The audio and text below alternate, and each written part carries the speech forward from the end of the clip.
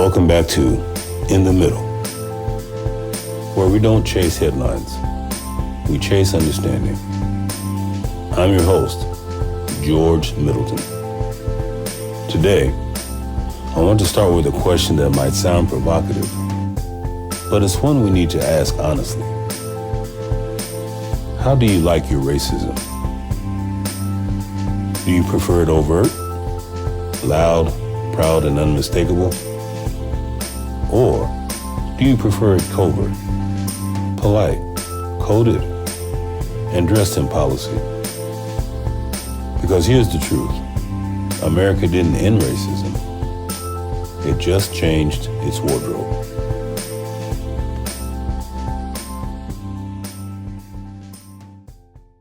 Overt racism is easy to spot. It's the slur, the hate crime, the Confederate flag waving from a pickup truck. It's the politician who says the quiet part out loud. But covert racism, that's the one that smiles in your face while quietly writing laws that restrict your vote, your education, or your movement.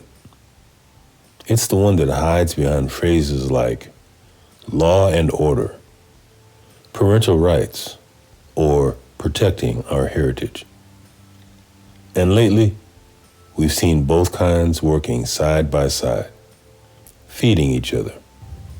Let's talk about overt first. We have Mexican immigrants being called rapists. We have congresswomen labeled racially as black, told to go back to their countries. And we have African nations described as shithole countries. Now, those aren't slips of the tongue. They're not gaffes. They're ideology.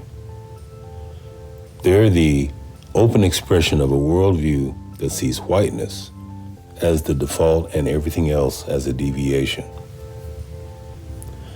Then we have politicians who've attended events hosted by white nationalist figures. We even have a former Iowa congressman who asked why white nationalism had become offensive.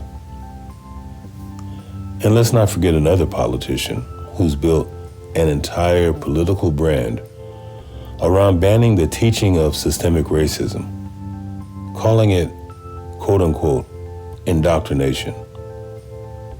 That's not just about education. That's about control. These examples aren't isolated. They're part of a larger trend, one where overt racism is no longer a political liability. It's a campaign strategy. But the overt stuff, that's just the surface. The covert stuff, that's where the real damage happens. When governors ban books about black history, that's covert racism. When states pass election integrity laws that disproportionately block black and Latino voters, that's covert racism. When housing policies and credit scoring systems quietly reproduce segregation, that's covert racism. So yeah, overt racism offends, but covert racism governs. And the real danger? We've gotten so used to the covert kind that we call it normal. The current presidential administration didn't create racism. It exposed it. It showed how easily America can slip back into its old habits when fear and nostalgia become political currency. But the deeper question is, why does racism keep reinventing itself? Why does every generation get its own version of the same disease?